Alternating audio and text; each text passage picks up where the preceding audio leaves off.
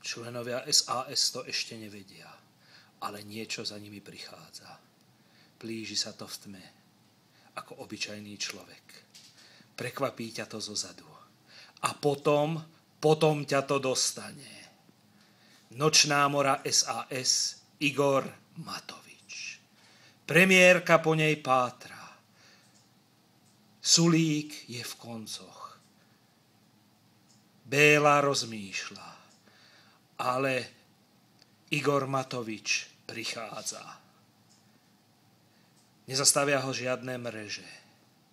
Nezastaví ho žiadny údel.